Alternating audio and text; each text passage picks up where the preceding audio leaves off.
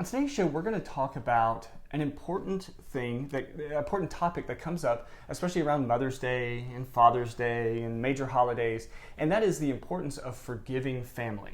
Right. Typically, we talk about this, about family relationships.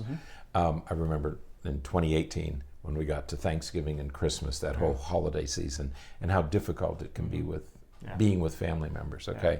But we just had Mother's Day, and we're about to have Father's Day. Mother's Day is a major holiday. Father's Day is a very minor holiday. That's right. That's what we've been told.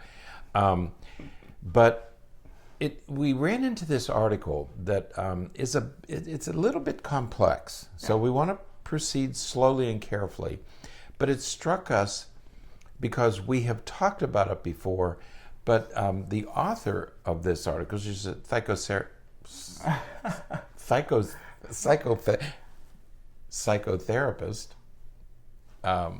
a psychotherapist. Wow. Her name is Emmy Lowe, and she writes about forgiving our family. And in our business, thanks to Sigmund Freud, we blame a lot, and I mean blame. We blame a lot of our problems on our parents. Okay. So much so that it has become part of just common. I mean, just what people. Oh, she's got daddy issues. He had a mother issue. He's still attached to his mother, and so we have this sort of underlying assumption that everybody makes that it's your fault. I've seen many. Usually, they're teenagers and college students who are still angry about something that their parents did or didn't do. I saw a fellow a few years ago, and he was angry that he wanted something when he was about 13 or 14 years old. I don't know whether it was a boat or a car or something. And he never got over that. It was too young or something. And he said, no, we're not going to get you that. You have to wait until you're 16 or 8, whatever it was. And he was still carrying that anger around with him, okay? And I had a cousin one time who was always angry about her father. Well, her father did the best job he could. He didn't really do anything to her. It wasn't an abusive relationship. But she was always angry that he didn't do more. And I kept telling her that he did the best job that he could, given his background and his education. He cared about you, and he did as well as he could. Yeah, and I think that's going to be an important piece to consider as we're going through this, and that is, certainly there are circumstances where there was abuse and, bad things like that with traumas and things like that happen. And that's a very different situation. Yeah, we're not talking about traumatic trauma, okay? We're talking about the normal slings and arrows that most of us who grow up in a family, especially if you have more than one child, okay? If there are a couple of siblings and a family and aunts and uncles and grandparents, there are these little slights that occur. They're usually, not on purpose, but we all experience disappointments in our families, okay? Family members tend to hurt each other. They tend to offend each other. They tend to insult each other. There are jealousies, okay? We know about that, okay? So we want to talk about forgiving and forgetting. What that's does how she started, right? Yeah, the title is "What Forgiving Your Family Really Means." Right. And I think it's a little bit of a complicated path that we're going to take here, okay? But I think it's an important introduction, and I suspect that as this calendar year, as we get into the second half of the calendar year, we're going to take a break here for summer, right? We take a vacation, but then we get into the holiday season, start of school, holiday season. So we're probably going to come back to this issue a couple more times in the second half of 2019, okay? But let's talk about forgiving and forgetting. Yeah, and I like how she differentiates it, because we do this a lot in therapy. We talk to people a lot about the difference between forgiving and forgetting. And now she refers to it as an antidote. One is the antidote to the other. And I'm not sure that I would refer to it. I don't like that word, because antidote means a cure. And, forgetting is not a cure for forgiving. Or vice versa. So, I don't know that I would have used that same word. However, forgiving and forgetting are two very different things. Because though we may try, forgetting is very, very, very difficult. You're not going to forget what happened. No. And what she says is that by trying to give off the illusion of forgetting, you're not allowing yourself to go through the process that you need to go through to forgive. Exactly. So the first thing we do is we distinguish forgetting and forgiving. Right. Forgiving is a very different thing Right. Than forgetting. You're right. You may never forget. Right. Okay. So what you have to do is you have to learn how to forgive. Right. And that's what she means by the art, what forgiveness really means. Right. Okay. So the second issue is you're not going to forget. Right. So forget about forgetting it. You're not going to forget it. Mm-hmm. Okay. So you have to learn forgiveness. And she says that in order to achieve forgiveness, mm-hmm. which is something, and I think that's desirable, Right. because if you don't forgive, mm-hmm. you're going to carry these animosities, Right. these hurts, these slights, and it's going to continue to contaminate mm-hmm. your relationship. Right. Okay, I have 2 brothers and 2 sisters, and one of my brothers and I had our first, what I would even consider a mild disagreement mm-hmm. in our entire life. We just never argued Yeah. about anything. We had a mild disagreement. Neither of us will ever forget that. Right. Okay, but we have each forgiven. Right. Okay, so what Emmy Lowe talks about in this article is what's the process that Right. you have to go through, because eventually you have to get to forgiveness, mm-hmm. and not to give it away. But in the end, it's about grow up. Yeah. Okay, stop like my relative. Stop blaming mm-hmm. everybody else. Probably everybody else they had a right to their opinion. They probably did the best they could. Right. Okay, so in the end, it's going to be grow up, but it's not that simple. Right. So she talks about this process mm-hmm. that's helpful to go through, because what you don't want to do is forgive prematurely. Right. Okay, Right. because forgiving prematurely leads to things like substance abuse. You're going to bury it. Right. You're still going to be angry. Mm-hmm. You haven't really dealt with Right. it, and it's going to continue to eat away at you. Right. And it's going to come out as substance abuse or depression or anger Right. or in other ways. So we agree with her that it is important to work through this process and get to an adult-like forgiveness. Right. And so again, we're emphasizing that this is we're talking about disagreements, and we're talking about interactions and things like that. We're not talking about abuse or traumas or things like that, Right. because that's a very different Mm-hmm. set of circumstances. But the first thing that we have to do is we have to get to the truth. Right. Right. And I think that is, certainly it's the first step, but it may be one of the most difficult steps. Right. Because I was just talking to someone the other day about what happens when we look back at past circumstances, and we each look at those histories, those experiences, through the lenses of our own experiences and the experiences of that time, but also our experiences since that time. And so that it may skew our memories just a little bit. Mm-hmm. And so we have to really find the truth, we have to be able to have conversations about it. We have to be able to talk about it and accept the idea that somebody else is going to have a different memory or different perspective of it.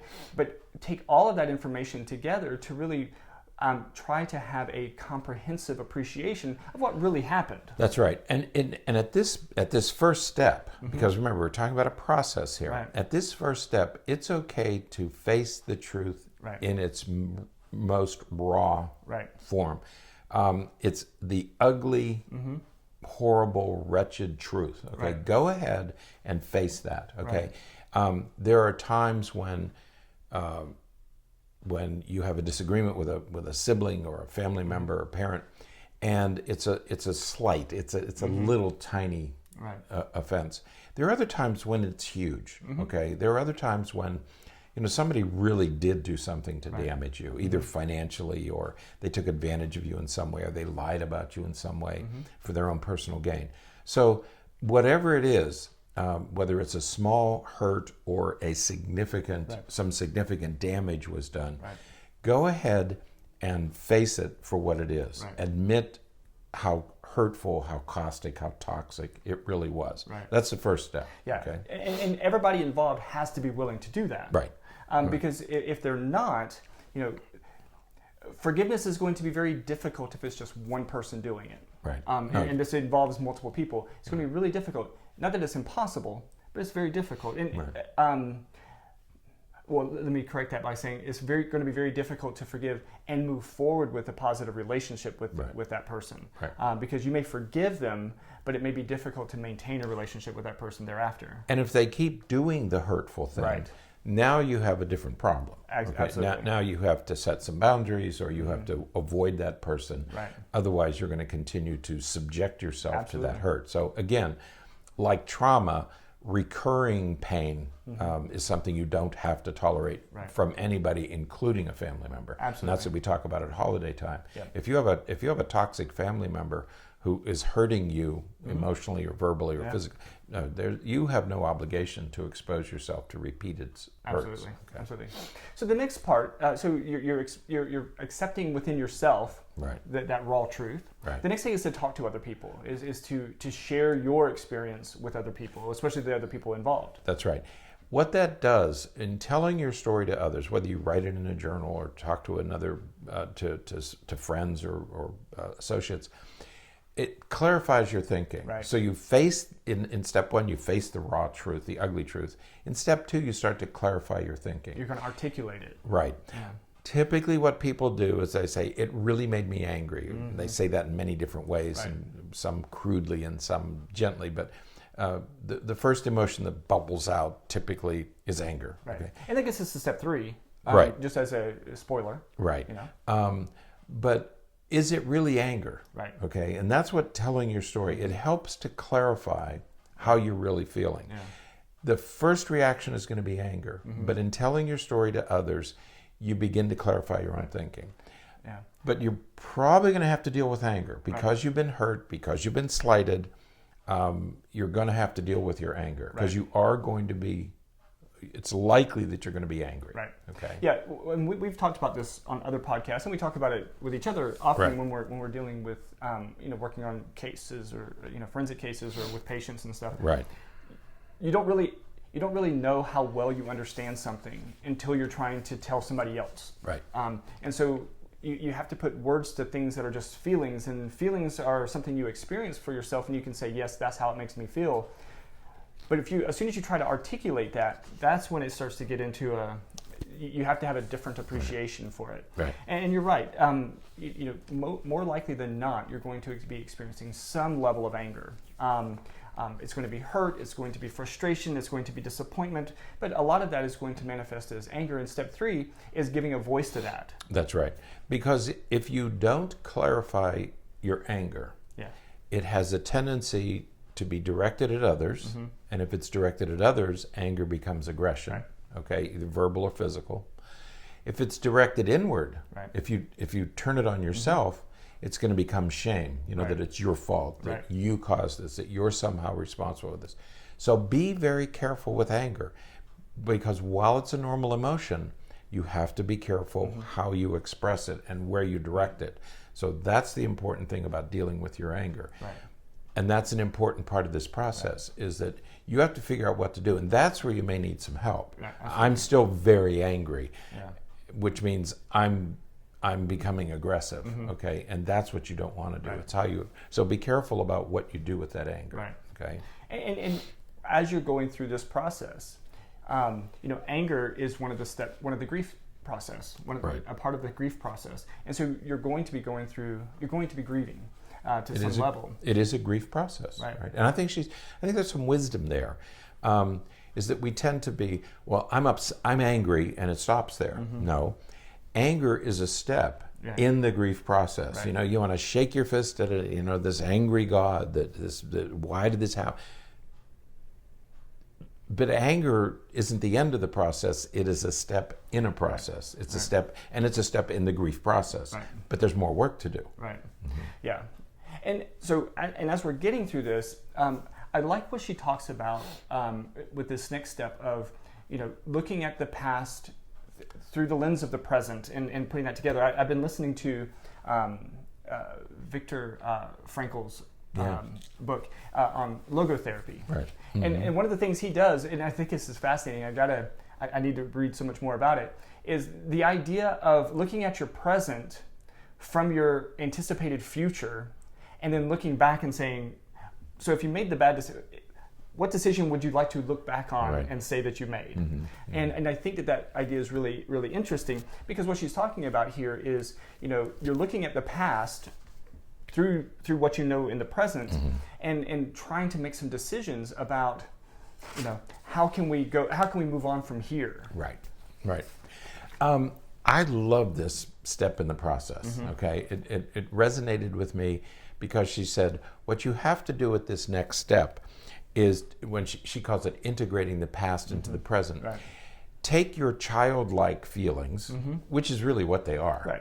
I'm angry with my father because he didn't buy me a car when I was 16. Right. Okay, if he had bought me a car when I was 16, my life would have been very different. Yeah. Right. Okay, everything would have been okay. Yeah. If he had just bought me a car, everything would have been. That's a childlike emotion. Right. Okay, it's time now to turn those childlike emotions into adult-like emotions. And the adult-like emotions are, let's get with reality here. Right. Let's think about this. We see this in children of divorce, where young children look for the parent who's telling them the truth. Right. They're hearing two different stories. Right. The mother tells a story, the dad tells a story. And the child is saying, well, they both can't be right. Right. Somebody has to be lying to me. So the children begin this years-long search for who's lying to me. Right. Okay. Eventually, when they get to their teenage years or maybe adult years, they say, oh, now I get it. Each parent told me their version. Right. They can both be right. Right. That takes maturity that an 8, Yeah. 9, 10-year-old doesn't have. Okay. Right. So that then you begin to realize, as you get older, to say, oh, okay, so for my mother, this was true. For my dad, this was true. Right. You can have two truths. Well, and I know you're talking about divorced families, but that happens in intact families. Right, I mean, there are lots of times, we see these kids all the time where, if they want to do something, they go ask dad when mom's not home, because dad will say yes and Right. mom will say no, or vice versa. They go parent shopping. Yeah. Yep. And so they make decisions to do those things based upon, what did you do? I don't Did you know. mess up your microphone? Now my microphone's become animated. I bet that was really loud for everybody, so apologize for that. It's his fault. So, but yeah, it's going to happen in intact families. It's going to happen in divorced families. It's going to happen. It'll happen between. Oh, for goodness sakes, it's going to happen between parents and teachers. Your kid's at school, and the teacher says one thing, and the parent says something else, Right. and the kid's going to have to differentiate that. So, these kinds of things happen, but the appreciation for it doesn't come until much later, when there's sort of that maturity of cognitive skills. That's right. So think about your past, these hurts and these slights and these things that you've been carrying with you, that maybe it's time to rethink them Right. from an adult-like perspective, rather than hanging on to your childhood anger. Run it through a different processing system, a more adult-like that something can be good and bad. Something there can be two truths. There can be you can have anger and compassion at the same time. So think about it from an adult perspective, not from your old childhood. Right. And that's what she means by integrating the past into the present. Take your childhood emotions and transform them into more adult-like emotions. Right. Yes, you were hurt, but let's rethink this thing. Yeah, Okay. I absolutely. think it's a very valuable step. Absolutely. And so as you're going through that, you're going to be now approaching the idea of forgiveness. Right. That's right. That's right. And then the last step is learn how to be, and I put that in capital letters, B-E. Learn how to be with family. Right. Avoid the triggers. Set the boundaries. Okay, that's what we talk about at holiday time. Okay, you have to learn how to be with these family members. You've run this through. You've done this process, but you still have to deal with people. And if there are people who do trigger you, there are things that they do. We all have relatives who do that. Yeah. If you have siblings, there are things that siblings do that just rankle you. My family is going through a little bit of some medical problems with my mother, and I talked to my siblings the other day, and I said, each one of us has something that angers everybody else. In you it's this, and in you it's this, and it's you, and we just have to tolerate. Yeah. Let's say I have a hot temper. Okay. Everybody in my family wants me not to have a hot temper. Okay. So they say, well, if you would change that, everything would be good. but we're all doing that to each other. We're Right. saying, if you would change this, and if you would change this, no, it's just what we have to accept about each other. Right. There's no serious harm being done. And you just accept that. Yeah. That's learning how to be with family. Yeah. I know that this sibling is going to talk too much. Okay, Right. I know that about her. So settle down and have, but still have a relationship. Yeah. Okay, so learn how to be with family. Right. Sometimes you have to set boundaries, Right. and sometimes, and we said this last holiday season, don't even go to the event. You know, Right. if Thanksgiving dinner is so traumatic that you end up being upset, don't go. Right. That's perfectly acceptable. Right. You're allowed not to go if it's going to be that tumultuous, that toxic, Right. that just damaging to you. Yeah. Don't expose yourself to it. Yeah, one of the things that I mentioned the Frankl book and the idea of logotherapy Yes, a minute right. ago. And one of the things he talks about is paradoxical approach. Right. And so, yeah, when you're going into some of these events or circumstances, you want to go in with the expectation. You know, you don't want to go in and think, it's going to be great, even though Right. you know that family member is going to really say something or do something that's likely to upset Right. you. You want to go in and expect it. And so one of the things he would recommend is you go in and say, instead of trying to think, man, I hope that, Uncle Steve doesn't do this or this or this, go into it and say, I wonder how many times I could catch him doing that. Right. And now it becomes a game, and now you've taken the mystery and the frustration out of it, and you turned it into something that's going to be, you're going to expect it. And when we expect something, we're not going to be as disturbed or upset by it. I think I can say this. Uncle Steve, Yeah. he likes to have the little girls sit on his lap. Right? Well, the little girls are now 12 and 13. Yeah. Okay. So now we have to prepare for Right. that. Okay. Right. It was okay when she was 6 or 7, but Right. hey, Steve, she's 14. Yeah. They don't sit on your lap anymore. Right. Okay. So prepare for those kinds of things. Yeah. Rather than just be angry about it Right. and be angry with him, be worried about it, prepare for it. Right. You know it's going to happen. Yeah. You know, Uncle Steve is getting a little up in years now, and he's got Yeah. some disinhibition. He's forgetful. Right. It's inappropriate. But prepare for that sort of thing. Yeah. Okay. And again, if it is inappropriate and if it is a problem, don't go. Right. If you're afraid of what might happen, don't go. Yeah. Right. And you have permission. Yeah. The last step in the process is facing the truth or getting to the truth. Yeah. Okay. And what this is about is we all, as children, again, we have to change from childlike to adult-like. As children, we think of our parents as being perfect, Right. and all-knowing, that they're somehow superhuman, that they possess things that others don't possess. As we get older, we realize that our parents are also flawed, that they had insecurities, Yeah. that they had their own demons. And again, they did as well as they could, Most of the time. given their demon. I have mine, okay? So my parents had theirs. And you have to get to those truths about everybody, Yeah. about other people. Yeah. Because, and that's the adult-like approach that you start to take, is that we're all flawed in some way. Right. We all bring little cracks and little missing pieces to the interactions. And so that's the truth that you have to Right. get to, is that Yeah. everybody's imperfect. Absolutely. And everybody makes mistakes. Usually they're not intended. It's usually thoughtlessness. If it is predatory, if it's done on purpose to hurt you, you have permission Right. to avoid. Okay, Stay away from that. but typically it's the other thing, Yeah. and so you have to get to this other truth, this Right. adult-like truth. Right. Okay.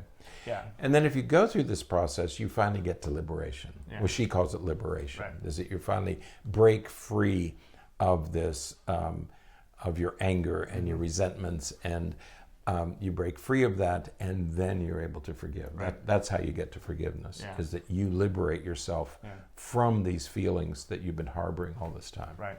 So clearly this is a process Right. that takes time, and you got to go through these different steps. And as you said to begin with, if you try to jump to the liberation, you're not going to be liberated. You're going to have not processed it the right way or considered some things the right way, to the point where you're going to continue to harbor some of that frustration That's and, right. and feelings of being upset. And if we go back to Uncle Steve, what happens is, if you've been successful, that you can have compassion and protect yourself. Right. You know, you learn how to do both. That Right. you can say, okay, I understand, but I'm going to protect myself. Right. Okay, and I'm going to do what I need to protect my feelings. Right. If you keep exposing yourself to it and don't do this, that's a problem. But that's a problem of your making. Okay, so you have the obligation to protect yourself and your children, but you can be compassionate in the process. Right. Okay. Yeah. So, I like what she says here. I think it's a good idea. As we said, it's a little bit complex. Yeah. Okay. These are not things that come naturally to most of us, but I think it's there's a wisdom here that I hope you take advantage of. Take a look at the article. It's a short read. It's just a few pages long. Okay. And if you're struggling with these sorts of things, give us a call. Yeah. Yeah. We can walk you through it. Yeah. I feel like I need to talk to you about your Uncle Steve. I'm really worried about. I've been dealing with some of that in my office. Not in my office. I'm careful here, but there is a family where a little bit of this is going on, and so we have to protect these young teenage girls because I think Uncle Steve is being a little bit frisky and taking advantage of them. Okay. And so we're working through that. Goodness. All right. Yeah. Okay. Well, I think that's it for today. It's good to be back, isn't it? It is. It is good to be back. Yeah. 2 weeks in a row. We did it. Right. So, all right. That's it for today. Until next time, stay happy, stay healthy, and forget to be afraid.